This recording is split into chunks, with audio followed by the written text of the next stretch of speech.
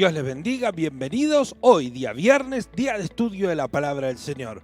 Ayer tuvimos las luces encendidas y espero que hoy esté preparado para seguir estudiando la Palabra del Señor. Hoy tenemos todos los estudios de segundo nivel. Vamos a comenzar esta reunión pidiendo la bendición del Señor. Bendito Padre Celestial, te pedimos que tú nos acompañes durante este tiempo de estudio bíblico, que sea tu presencia y tu poder con nosotros. Aún abre nuestra mente y nuestros oídos para oír todo lo que tú tienes para nosotros. Te lo pedimos y te damos gracias en el nombre de Cristo Jesús. Amén y amén.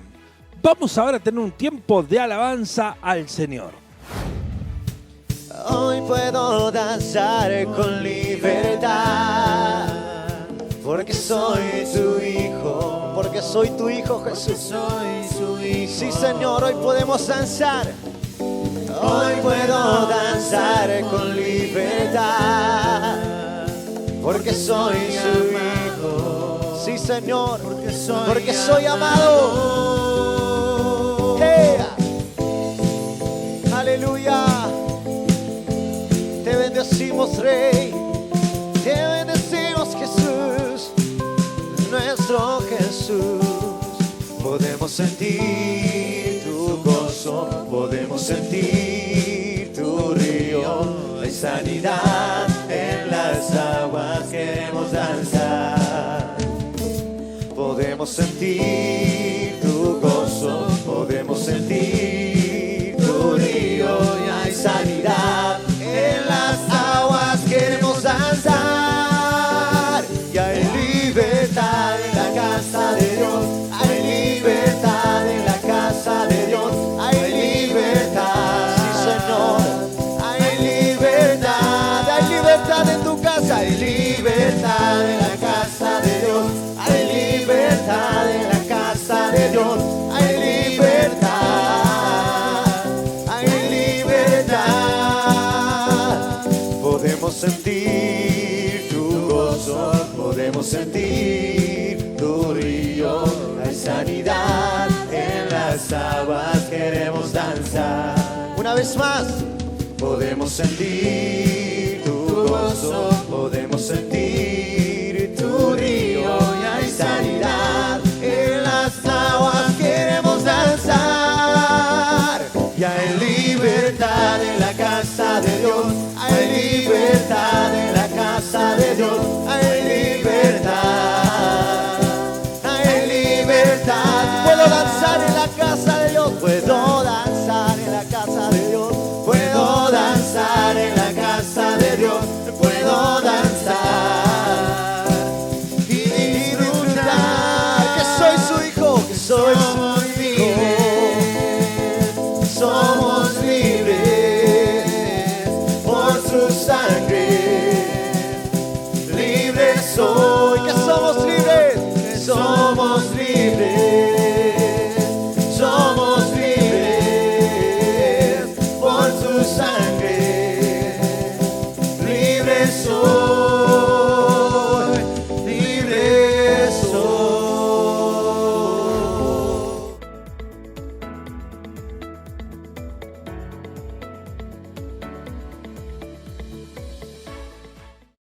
Ahora sí, ya con nuestros corazones preparados, vamos a entrar al primer estudio. Pero antes de ir a este estudio, no se olvide de su presente, si nos está siguiendo a través de La Voz Amiga en las redes sociales, si nos está siguiendo a través del canal de YouTube, nos va dando el presente en ese lugar porque queremos saber que nos está siguiendo y además queremos tener su constancia para poder después dar por aprobado a cada uno que estuvo siguiendo las lecciones. Bueno, vamos a ir al primer estudio de la Palabra del Señor. Y seguimos con esta materia de cuarto nivel, para aquellos que la están tomando para aprobarla, los que han aprobado segundo y tercero, ya están en el cuarto nivel y a ellos corresponde estudiar Josué y la conquista de la tierra prometida. Ya vimos el capítulo 1, donde el pueblo hace un pacto de unidad y le dice a Josué: nosotros vamos a estar contigo, te vamos a obedecer, solamente que te esfuerces, que seas valiente y que Dios siempre hable por tu boca. A veces queremos la obediencia de los demás, pero no cumplimos con nuestra parte. Que Dios nos ayude, como los líderes del siglo XXI, no solamente a exigir la obediencia, sino a ser dignos de ella. Vamos al capítulo 2, dice, Josué, hijo de Nun, envió desde Sittim 2 espías secretamente, diciéndoles, andad, reconocer la tierra y a Jericó, y ellos fueron y entraron a casa de una ramera que se llamaba Rahab y posaron allí. ¿Qué vemos en el versículo 1? Que él repitió modelos.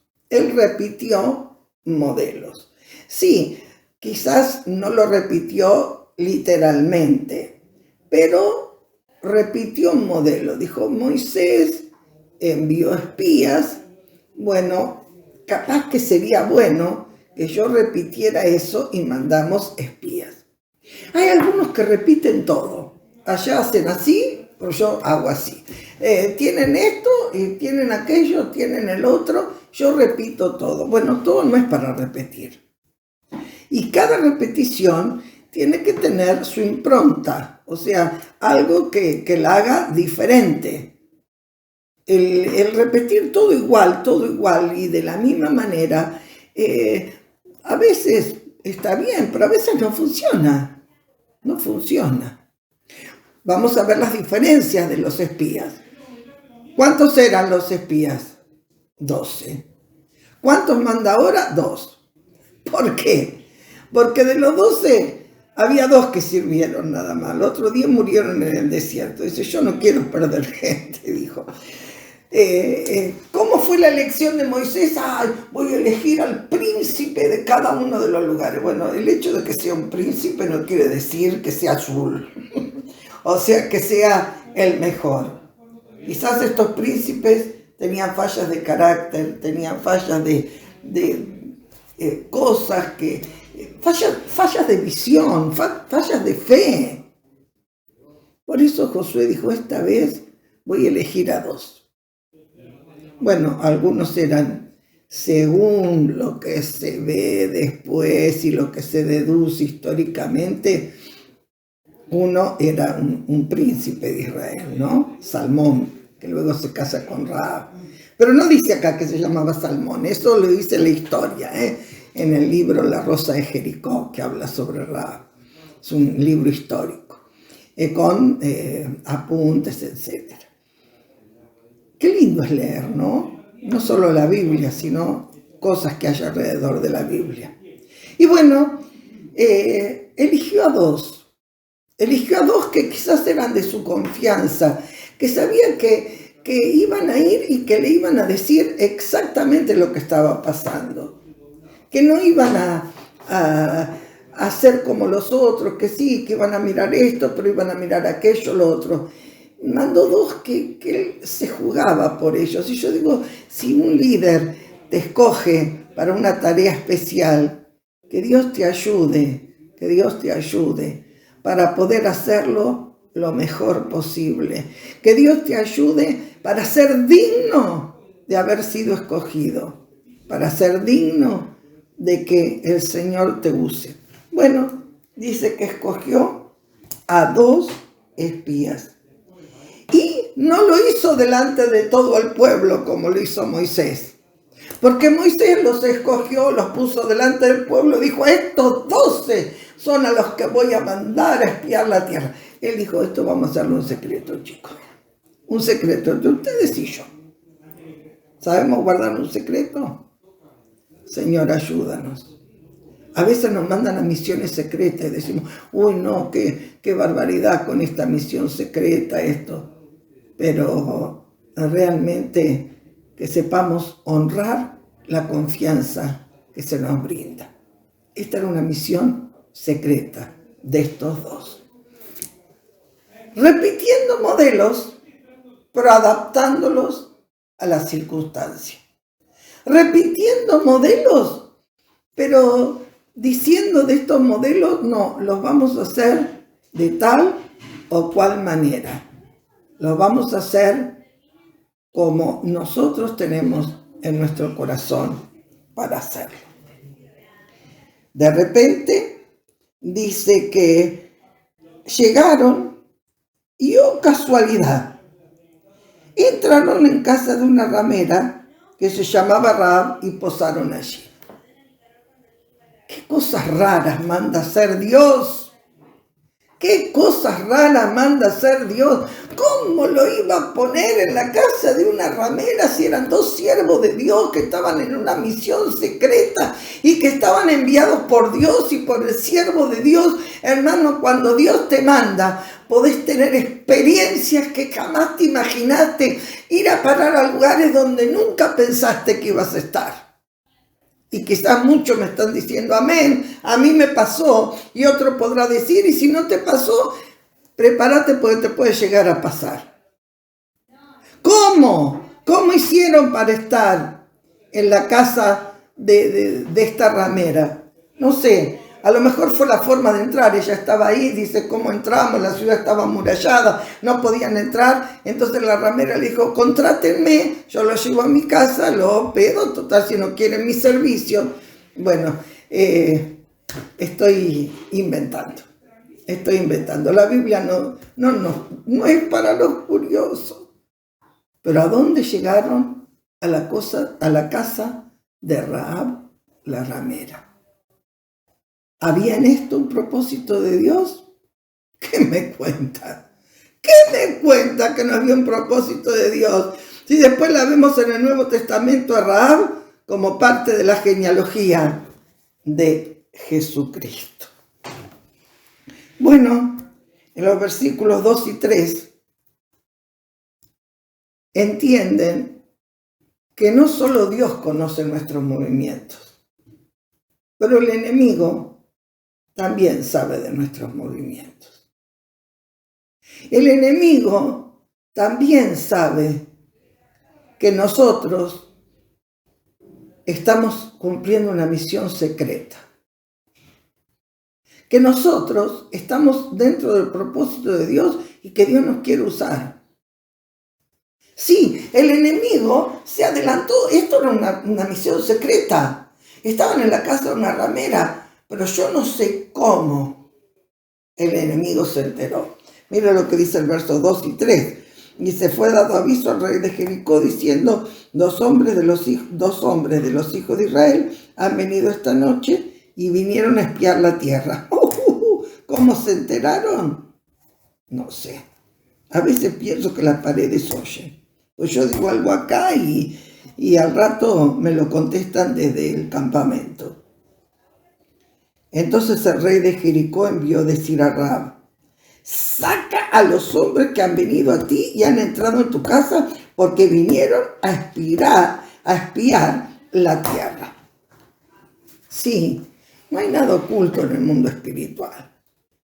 A veces pensamos, yo tengo esta estrategia acá y el diablo no se va a enterar. Se va a enterar. Está con los radares puestos a ver cuáles son tus movimientos y a ver dónde te puede enganchar para hacerte caer, hacerte fracasar. Porque Él conoce los planes de Dios, porque es astuto, porque es el enemigo. Es el rey de los enemigos. Y Él astutamente quiere entrar y quiere interrumpir los planes de Dios. ¿Habrá algo que podamos hacer que se escape al mundo espiritual? No. El mundo espiritual es un mundo real. Por eso tengamos cuidado. Tengamos cuidado porque donde nosotros nos levantamos y empezamos una misión, por más secreta que sea, el enemigo dice, atentos, se están levantando, todos con las armas, prepárense, hay que detenerlos. Pero por la gracia de Dios no habrá nada que nos detenga, ni las puertas del infierno prevalecerán contra la iglesia de Cristo. Aunque el enemigo lo sepa, Dios tiene personas como Rahab, que pasó a la lista de los héroes de la fe, que fue mencionada por los apóstoles. Tiene personas que aunque el enemigo quiera frustrar los propósitos de Dios con nuestras vidas, no lo va a poder hacer, porque va a haber personas que van a interceder por nosotros, que se van a jugar, que van a dar la vida por nosotros. y que vamos a poder ver la mano de Dios a través de ellas. Hoy el estudio es cortito, no quería faltar en este viernes, pero dejo aquí por mi garganta y después vamos a ver. Esta es una historia maravillosa. Hay tanto para aprender, tanto. Padre Celestial, te damos muchas gracias, muchas gracias, porque de repente entendemos que hay un mundo espiritual que se está moviendo. Y aunque muchos de nosotros nos hemos levantado con misiones especiales, el enemigo se ha levantado también. Pero yo sé que tú nos darás la victoria, Padre.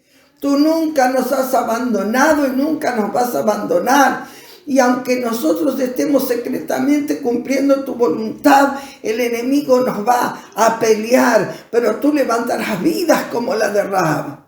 Vidas para que estén allí, en la expectativa para saber lo que hay que hacer.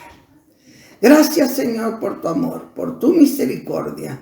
Gracias, Señor, porque tú eres más que bueno. Amén, amén y amén.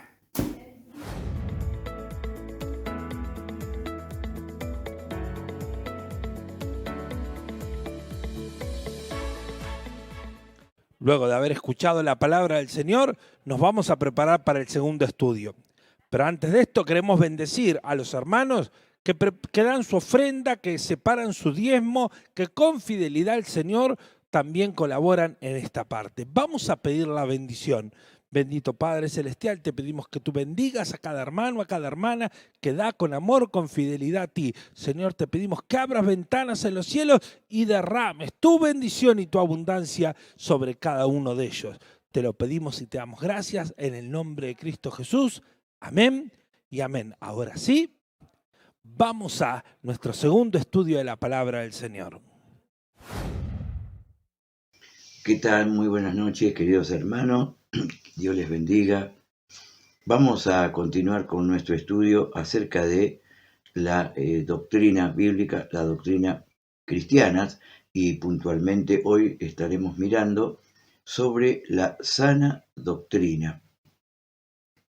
Y para eso vamos a mirar dos textos en la palabra del Señor. Uno de ellos lo tenemos en Primera de Timoteo, capítulo 4 y versículo 16, que nos dice así: ten cuidado de ti mismo y de la doctrina, persiste en ello, pues haciendo esto te salvarás a ti mismo y a los que te oyeren. Bien, ahí tenemos: ten cuidado de ti mismo y de la doctrina. Es decir, cuida la doctrina, la enseñanza de la doctrina. Y dice, persiste en ello. Y también vamos a mirar en Tito 2.1, que nos dice, pero tú habla lo que está de acuerdo con la sana doctrina. Tito 2.1, pero tú habla lo que está de acuerdo con la sana doctrina. Estos son los pasajes y hablar sobre la sana doctrina. Pero para eso hacemos como un repaso acerca de las definiciones, para luego poder definir también lo que es la sana doctrina. En primer lugar, vemos que la palabra doctrina, la palabra sola, doctrina, significa enseñanza, verdad o instrucción. En este caso nosotros estamos hablando de la doctrina cristiana. Y la definición de doctrina cristiana es el conjunto de verdades bíblicas ordenadas en forma sistemática. Algo así como que se conoce como la teología bíblica. Eso es doctrina cristiana, conjunto de verdades bíblicas ordenadas en forma sistemática. Ahora también, ¿no es cierto?, tenemos la sana doctrina. Y añadir el término sano a doctrina, ¿no es cierto?, aguza, ¿no es cierto?, la definición con la idea de algo saludable o adecuado. Por eso, una definición, ¿no es cierto?, de la que la Biblia quiere decir cuando habla de la sana doctrina es la siguiente. La sana doctrina es la enseñanza bíblica y adecuada de verdades teológicas que llevan a la salud espiritual y a vidas transformadas, tanto individual como de la iglesia, tanto a vidas individuales como a la vida de la iglesia. Es decir, es la enseñanza de la palabra del Señor adecuada, correctamente, bíblicamente. En otra oportunidad decimos, bueno, la sana doctrina es la enseñanza pura, sin agregados, ni como nos dice el consejo bíblico, no disminuir ni agregar a la palabra. Es darla como el Señor nos las dio. Y siempre vemos esta tendencia en el ser humano, en la que por ahí le agrega, ¿no es cierto?, su propia idea, concepto, añade a la escritura.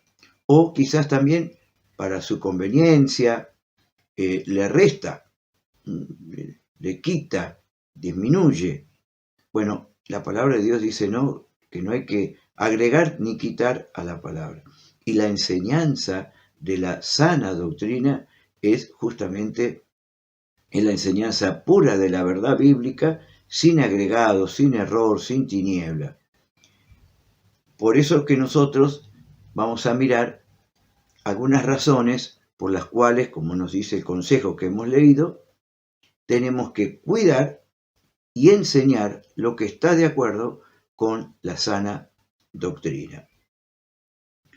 En Tito, capítulo 1, ahí como estamos mirando, capítulo 1 de Tito, podemos ver, ¿no es cierto?, una de lo primero que tenemos del verso 9, Tito 1:9, le dice a los líderes, ¿no?, le dice que tienen que ser, ¿no es cierto?, es necesario, dice, que el obispo, el pastor, el obrero, el líder, entre muchas cosas, porque estos son los requisitos que nos deja aquí el libro de de Tito, que dice, retenedor de la palabra fiel, tal como ha sido enseñada. Una, para que también pueda exhortar con sana enseñanza. 2, y 3, convencer a los que contradicen, digamos, la doctrina, ¿no? Vuelvo a repetir, Tito 1:9, la palabra de Dios ordena, porque justamente tenemos que cuidar y enseñar la sana doctrina, es que el que anhela, el que o ya está cumpliendo o ejerciendo, digamos, ¿no es cierto?, la labor de liderazgo, obrero, pastor, podemos ver que aquí se le demanda, uno de los requisitos es que tiene que ser retenedor de la palabra fiel, tal como ha sido enseñada. Tal como ha sido enseñada, ¿no? Ahí está, ¿ves? Fiel a la palabra. Luego, para que justamente por ello pueda exhortar con sana doctrina o sana enseñanza. Y segundo, para poder refutar o convencer a aquellos que la contradicen. Qué tremendo, ¿no? Así que, por eso, una de las razones por las cuales tenemos que cuidar y enseñar la sana doctrina es que, bueno, la Escritura, por un lado, ordena que los líderes sean retenedores de esa palabra, y bueno, también puedan enseñar y convencer a aquellos que quizás la contradicen. Segundo, sabemos que tenemos que cuidar y enseñar la sana doctrina porque ella hace crecer y madurar tanto a los individuos como a la iglesia misma. la enseñanza de la sana doctrina es importante para el crecimiento, fortalecimiento del individuo, pero también de la iglesia. La doctrina que no es sana, la doctrina que no es sana, trastorna la fe, la extravía, hace perder. Vio que ahí dice que hemos leído en 1 Timoteo 4:16, que dice, pero cuídate de ti mismo y de la doctrina, pues haciendo esto te salvarás a ti mismo y a los que te oyeren, ¿no? Por eso dice la doctrina que no es sana trastorna la fe, hace perder o extraviar al creyente. Y por otro lado, hace perder el tiempo. La persona no crece, no madura, es como niño, ¿no? Y es arrastrado y llevado, ¿no es cierto?, para acá, para allá, como dice la palabra del Señor. Pero, y lo lleva quizás a eso, a no saber usar el tiempo, invertirlo en el reino del Señor. Y quizás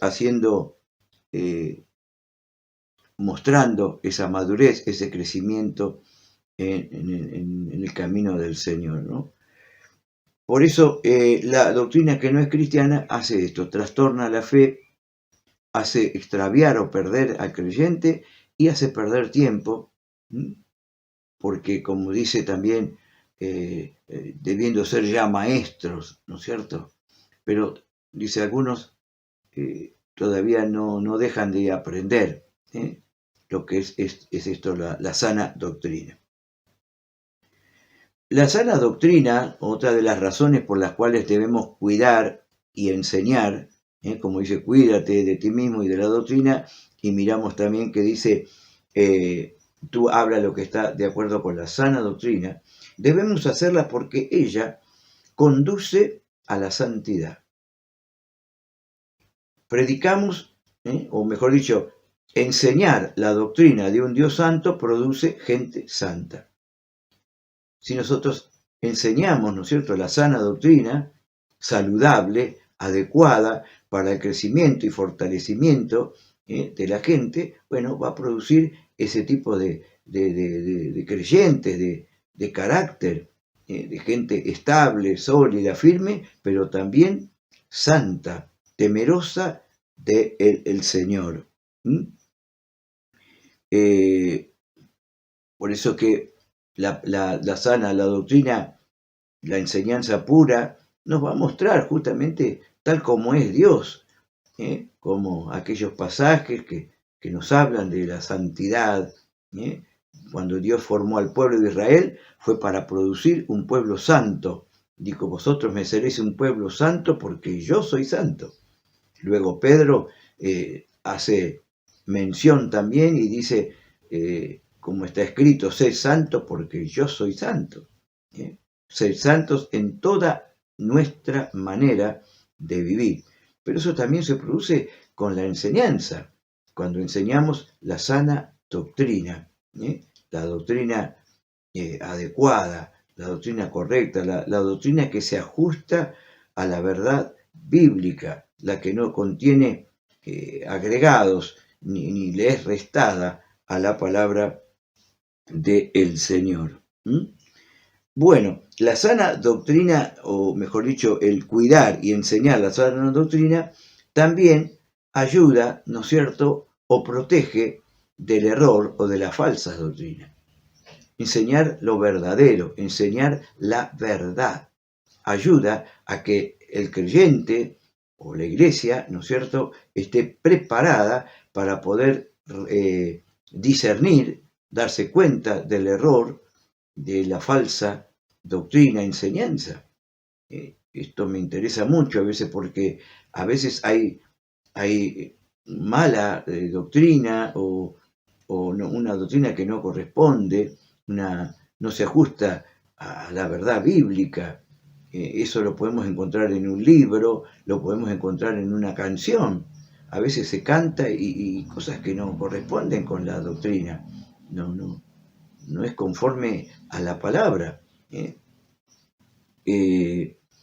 No sé, bueno, en este caso cuando hoy tenemos todo al alcance, a la mano, tanta información, tenemos los canales, la radio, internet, bueno, todos los sitios, y bueno, por ahí las personas consumen aquellas cosas, pero también hay mucho de eso que no tienen buena doctrina, no tiene buen cimiento. Entonces, qué bueno que uno, por un lado, está en cuidar y enseñar, pero también está en lo que oímos. Ahora, una persona que no está crecida en la doctrina, en la palabra, no va a saber discernir. Y bueno, habla muy lindo y está mezclado, porque a veces dicen verdades, pero están mezcladas con otras cosas que son propios de su pensamiento, ¿no? Y eso confunde a los creyentes. Y bueno, y por ahí al que le está predicando la verdad, por ahí como que, ¿no es cierto?, como que lo cuestiona, o por qué nosotros no enseñamos esas cosas, ¿no?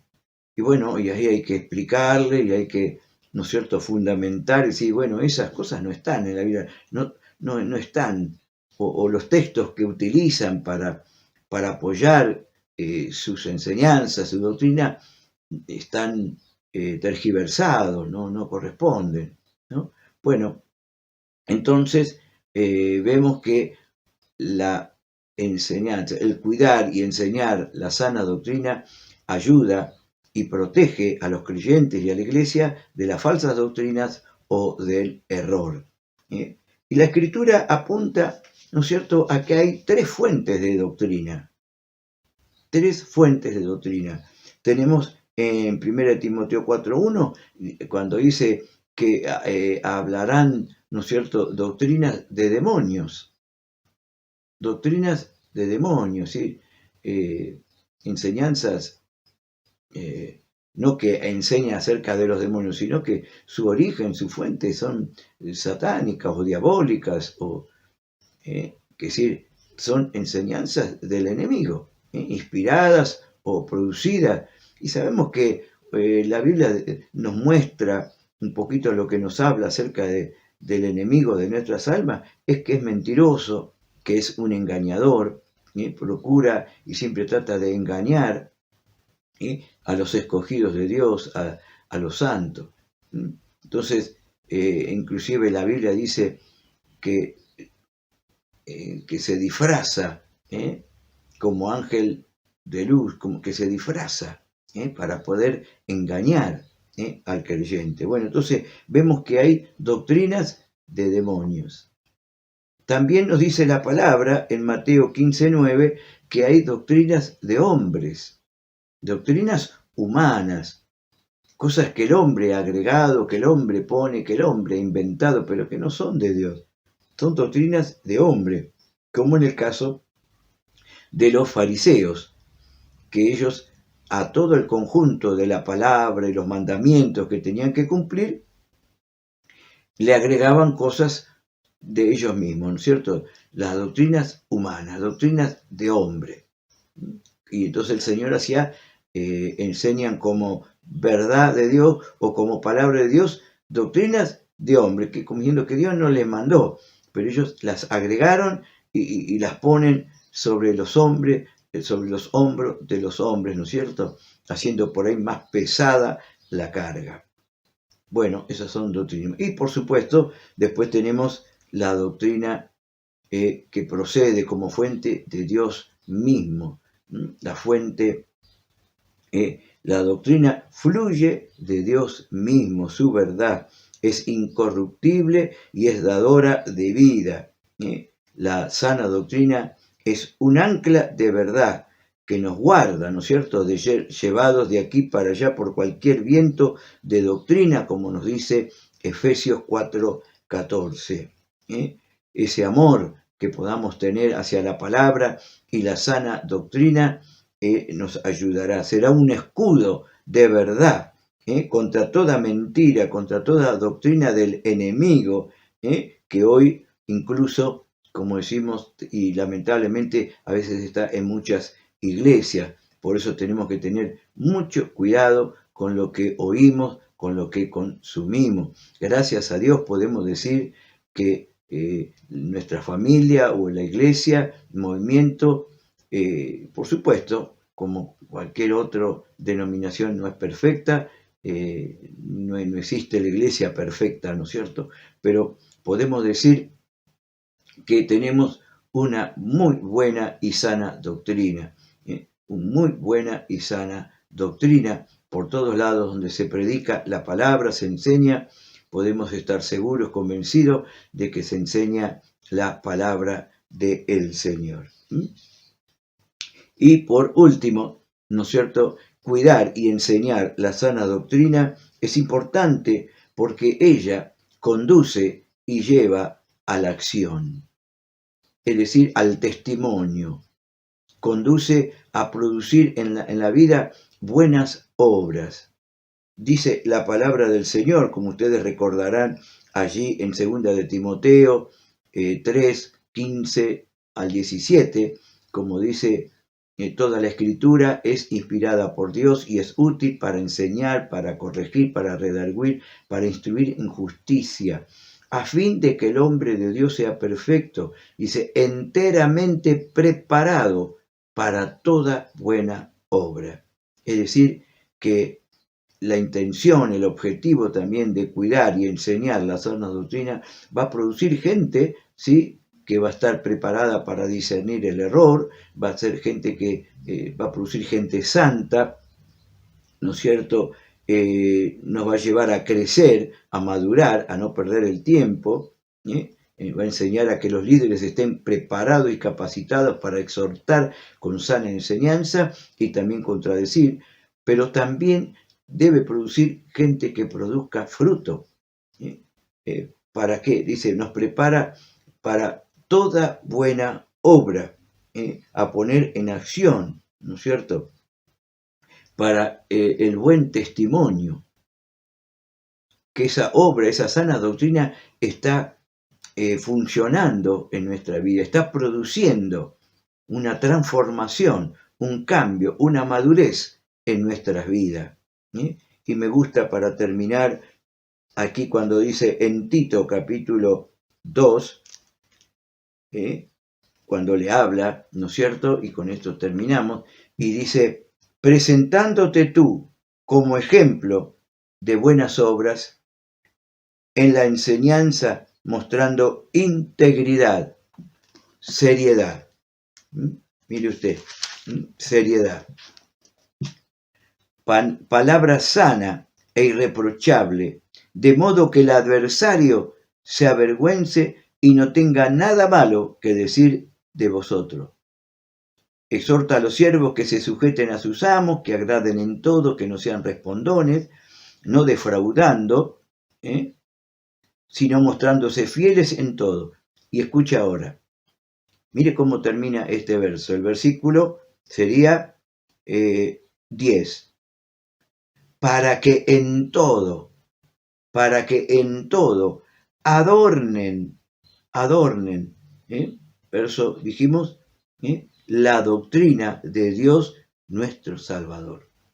Para que en todas las cosas, con ese testimonio, con esa vida cambiada, esa transformación, pueda ser como un adorno de la doctrina, ¿no?, como aquello que hace resaltar.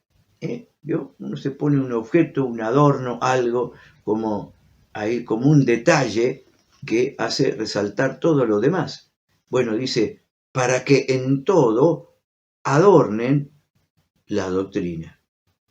Ese cambio, lo que viene hablando, ¿no es cierto?, no defraudando, no siendo así, no siendo de este modo, siendo ejemplo en palabra, en conducta, seriedad, honestidad. Bueno, para que en todas las cosas adornen la doctrina de Cristo. Que el Señor nos ayude. Por eso la importancia de velar y cuidar la sana doctrina, la enseñanza pura, ¿no es cierto?, de la palabra de Dios para nuestra vida. Hasta aquí llegamos por hoy. Que Dios les bendiga. Bendiciones, hermanos. Dios les bendiga y bienvenidos a Aproximación a la Escatología, una mirada bíblica y comprensible de los acontecimientos del fin. Nos venimos acercando al final de este estudio, hoy estamos en el anteúltimo capítulo y ya vamos a completar el cuadro.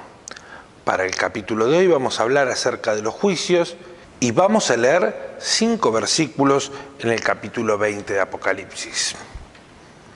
Y vi un gran trono blanco y al que estaba sentado en él, de delante del cual huyeron la tierra y el cielo y ningún lugar se encontró para ellos. Y vi a los muertos grandes y pequeños de pie ante Dios, y los libros fueron abiertos. Y otro libro fue abierto, el cual es el libro de la vida, y fueron juzgados los muertos por las cosas que estaban escritas en los libros según sus obras. Y el mar entregó los muertos que había en él, y la muerte y el Hades entregaron los muertos que había en ellos, y fueron juzgados cada uno según su obra.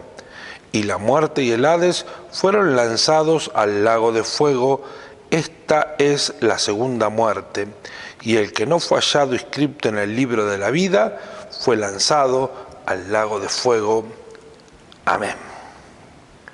Hebreos 9:27 nos dice: está establecido para los hombres que mueran una sola vez y después de esto el juicio. Los juicios de Dios son tan reales y tan eficaces como su gracia. Nada ni nadie está exento de estos juicios. Vamos a ver el día de hoy un poco acerca de estos juicios y cómo se fueron sucediendo durante toda la Biblia al llegar hasta el gran juicio final. Algunos de los antecedentes de los juicios de Dios. No hay justicia si no hay juicio. Una gran maquinaria está contra nosotros que descubre cada vez nuestro pecado y nuestra lejanía de Dios. Esto nos condena a estar separados de Él, no por voluntad de Dios ni por nuestra, sino por el mismo pecado que mora en nosotros.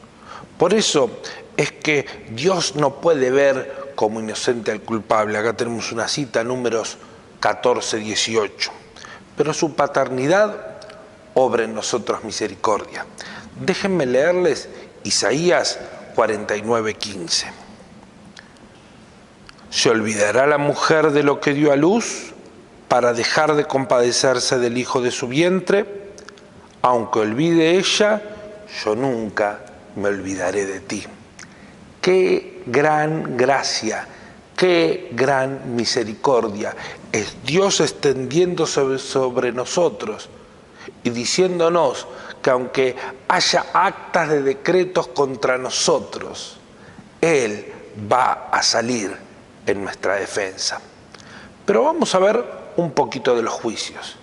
El primer juicio está en los primeros capítulos de la Biblia, en Génesis 3. Conocemos la historia, la serpiente tienta a Eva, Eva come del fruto prohibido y aquí se desatan una serie de acontecimientos a partir del ingreso del pecado a la humanidad. Eva come, da a su marido, se dan cuenta que estaban desnudos y de repente entra la presencia de Dios. Entra Dios mismo al huerto del Edén y les pregunta cómo se encuentran, por qué se estaban escondiendo. Ahí ellos mismos revelan su pecado, es porque estábamos desnudos, pero en lugar de arrepentimiento, vemos como uno a otro se echan la culpa de su error sin que haya reconocimiento del pecado. Viene el juicio de Dios, primero a la serpiente por causar el pecado, como lo veíamos en el pasaje de Apocalipsis, luego a la mujer, luego al hombre, incluso la tierra es maldita a causa del hombre. Pero no termina así el pasaje. En el verso 21 del capítulo 3 encontramos a Dios haciéndoles túnicas de pieles a los hombres, un sacrificio que cubre su desnudez.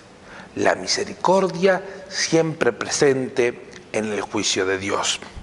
Otro caso, en el Antiguo Pacto, lo tenemos referido en Éxodo 20.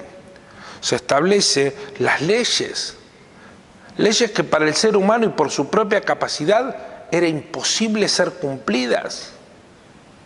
Pero vemos la misericordia en forma de sacrificio.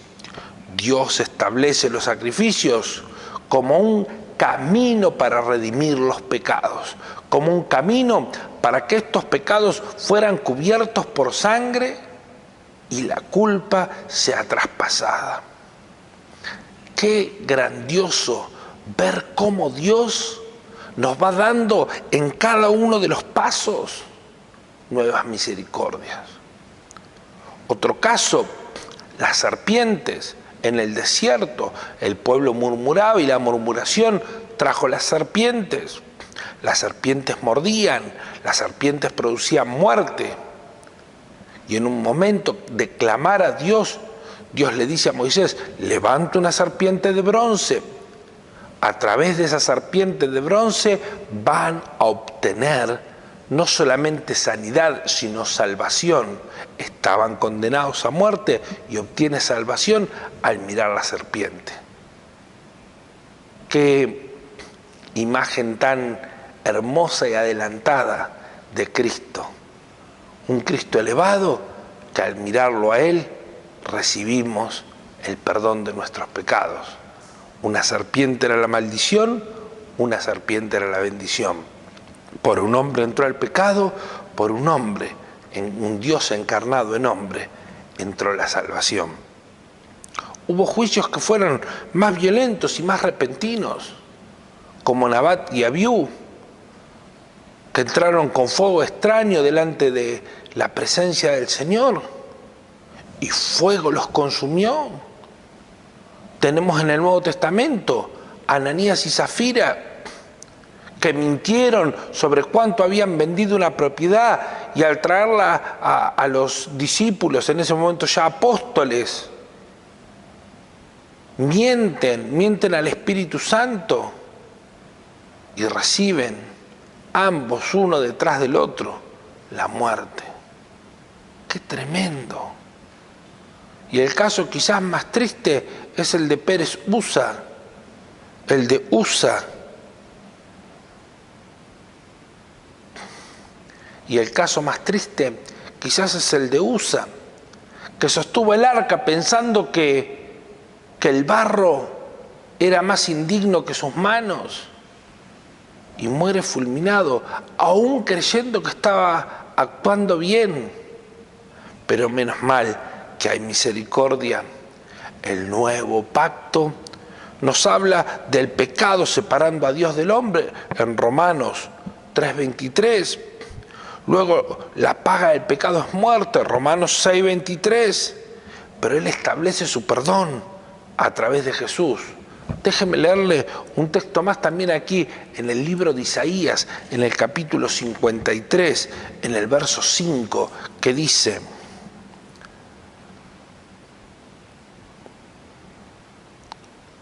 mas Él herido fue por nuestras rebeliones, molido por nuestros pecados, el castigo de nuestra paz fue sobre Él, y por sus llagas fuimos nosotros curados. Encontramos que acompañado del juicio que nos condenaba a muerte, encontramos la salvación a través de Jesús.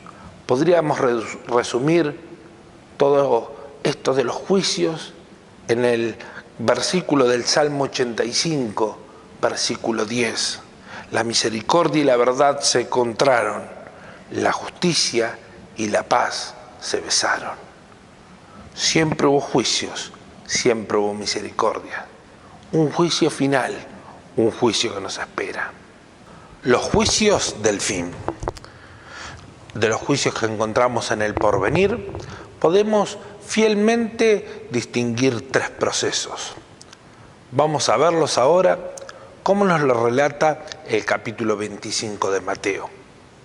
En el capítulo 24 de Mateo se nos habla de las señales de los tiempos del fin. Luego de esto, de la venida del Señor. Y en los últimos versículos se nos habla acerca del juicio.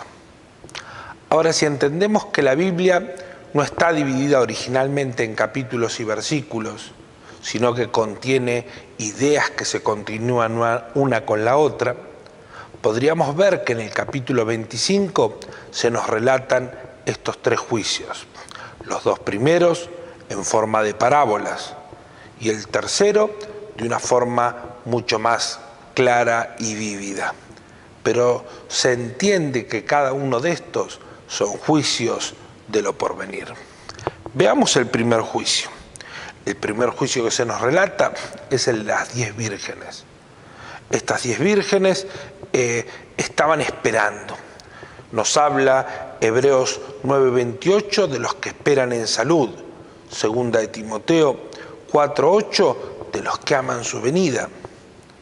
Esto nos habla del primer arrebatamiento. Para unos, boda. Para otros, lloro y crujir de dientes. Esto ya lo estuvimos viendo, pero lo estamos repasando. En primer lugar, va a ser decidido en este juicio quién va a ser arrebatado. ¿Y qué se nos dice? Las 10 vírgenes eran iguales. Todas eran vírgenes, todas estaban esperando al marido, todas estaban velando en la noche. Pero cuando llega el marido, unas estaban esperando y las otras les faltaba aceite, habían tenido que salir en busca de ella. Mucho se ha hablado o especulado acerca de qué es el ir a buscar aceite. Me gusta o me parece lo más bíblicamente aceptable que el aceite es el símbolo del Espíritu Santo. Las vírgenes no estaban listas porque no tenían una vida llena del Espíritu Santo.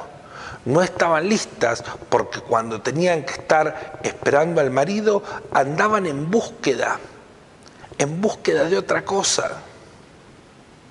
Distingamos que estas son las vírgenes que salen al encuentro y no el novio el que llega. Por eso este primer juicio nos habla del arrebatamiento. Aquí no se juzga la intención o el deseo, sino más bien se juzga la capacidad de estar alerta, preparado y lleno del Espíritu Santo. El segundo juicio, el de los talentos. Este juicio no mide lo que recibimos, sino lo que hicimos con esto. Corintios 5:10 nos habla de esto. En la primera se habla de la vida espiritual anterior en la parábola de las vírgenes.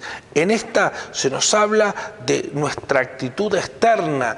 La gran diferencia en este pasaje no es los que tienen llamados de los que no tienen llamados. La gran diferencia es los que aceptaron este llamado y lo pusieron en práctica o los que solo lo guardaron como un souvenir. Entendamos que en esta parábola no se juzga a todo el mundo, solo se juzga a los que eran parte del reino de los cielos. No es para los que no lo conocían, sino para los que habían tomado en su mano responsabilidades espirituales. Y aquí tenemos el texto de 2 de Corintios 5:10. El segundo juicio también es conocido como el juicio de recompensa, en el que la obra de cada uno va a ser probada por fuego. Y ahí vamos a ver si esa obra va a salir airosa o va a echarse a perder. Según cómo haya sobreedificado, entendiendo que el cimiento es Cristo, va a ser para alabanza o para vergüenza. Este juicio va a contar nuestra fidelidad al ministerio. Este juicio no es de salvación. Este juicio es un juicio de recompensa. El tercer juicio. Antes de este juicio va a cumplirse la sentencia sobre el diablo. Miren lo que dice Juan 16:11. Y de juicio, por cuanto el príncipe de este mundo ha sido ya juzgado. El príncipe de este mundo, el diablo, Satanás, ya ha concluido su obra. Ahora queda la expectación final del último de los procesos judiciales, el que hoy leíamos en el libro de Apocalipsis. Este ya no es relatado como una parábola. Nos habla de que todas las naciones, las que conocen y las que no conocen, se van a parar frente al trono. Y de un lado se van a separar las ovejas, que siempre han representado la iglesia de Cristo, porque siguen a su pastor. Y del otro lado, los cabritos, los que no han logrado domar su propia voluntad. Estos serán apartados, unos con el Señor y otros para condenación. Pero ¿quiénes no van a estar en este juicio? Déjenme leerles algo que dice el manual. Los que son parte de la esposa de Cristo están exentos de este juicio. Ellos ya han estado en el tribunal de Cristo en sus situaciones diarias. Han dejado que la luz de Dios brille en sus corazones y que éste les muestre el pecado y la injusticia, y han recibido un tratamiento. Han reconocido su pecado por voluntad propia y han tomado una lucha contra éste y han sido purificados por la sangre de Jesús. Y no solo han recibido el perdón de pecados, sino que han usado el poder disponible del Espíritu Santo para vencerlo. Ellos han estado ante el tribunal de Cristo en sus situaciones diarias. Los mártires también estarán exentos de este juicio. Los que han pasado la gran tribulación, los que han resistido a la bestia, no han aceptado su marca y fueron muertos a causa de su fidelidad. Ellos ya han sido probados y han reinado junto a Jesús por 1000 años. Esto es extraído del libro Lo que dice la Biblia del juicio final. Entonces, ¿quiénes van a ser juzgados? Todos los muertos en la eternidad que no hayan resucitado en las anteriores resurrecciones se levantarán ante el trono donde Jesús mismo será el juez. Miremos lo que dice 2 de Timoteo 4:1. Te encarezco delante de Dios y del Señor Jesucristo, que juzgará a los vivos y a los muertos en su manifestación y en su reino. Nos habla de que va a haber un juicio, que no solamente va a ser en su manifestación, porque podría ser confundido con el arrebatamiento, sino que va a ser en su manifestación y en su reino, durante su gobierno, en el tiempo del fin. ¿Y a quién se va a juzgar? Se va a juzgar a todos los que no tuvieron la oportunidad de entregarse a Jesús, los que murieron sin conocer a Cristo. Y ellos van a ser juzgados por sus actitudes. La premisa era: tuve hambre, estuve desnudo, estuve en la cárcel. Los que no tuvieron la oportunidad de conocer a Cristo van a ser juzgados por su forma de vivir, por su justeza en la vida. En ningún momento de este pasaje se nos habla de la obtención de la gracia, de la aceptación de Cristo. Los que no tuvieron la oportunidad de recibir al Señor, estos van a ser juzgados de acuerdo a su conciencia. Volvamos a Apocalipsis. Y la muerte y el Hades fueron lanzados al lago de fuego. Esta es la muerte segunda, y el que no se halló inscrito en el libro de la vida fue lanzado al lago de fuego. Apocalipsis 20, 14 y 15. La cuenta está saldada. Ya todo terminó. El pecado y la muerte se acabaron para siempre. No tienen más dominio sobre nosotros. Toda la aflicción es echada. Y a pesar del poder de Satanás, Dios cumplió su obra con la iglesia, Dios cumplió su obra con la novia, Dios cumplió su obra con los mártires y aún con las ovejas que han sido reunidas a la mano derecha de Jesús.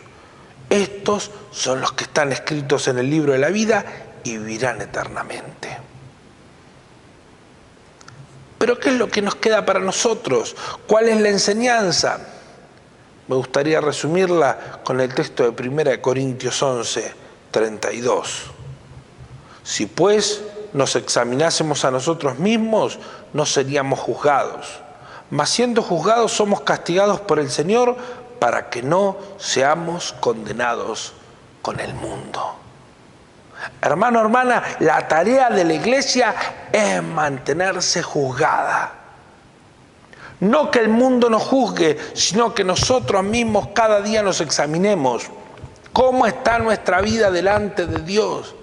Para poder escapar de todos estos juicios, para poder salir airosos, para que el Señor nos reciba con sus brazos abiertos, para que Él nos diga, bien, buen siervo y fiel, entra al gozo de tu Señor. Con razón, Jesús nos decía que debíamos alegrarnos porque nuestro nombre estaba escrito en el libro de la vida. Queda el último capítulo, el más glorioso, el más poderoso.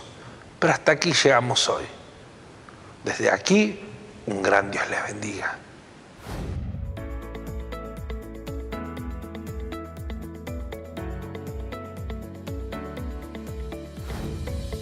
Hasta aquí hemos llegado con los estudios del día de hoy. ¿Qué otra cosa podemos decir que un gran amén a cada una de las palabras? Nos vamos a despedir. Mañana sábado, reunión de jóvenes. El domingo a las 9:30 y a las 11 de la mañana, nuestras dos grandes reuniones. No deje de buscar al Señor, no deje de congregarse, esté prendido al Señor. Bendito Padre Celestial, gracias por cada hermano que ha estado escuchando estos estudios. Bendícelo y que tu presencia los siga acompañando. Te lo pedimos y te damos gracias en el nombre de Cristo Jesús. Amén y amén. Que Dios les bendiga.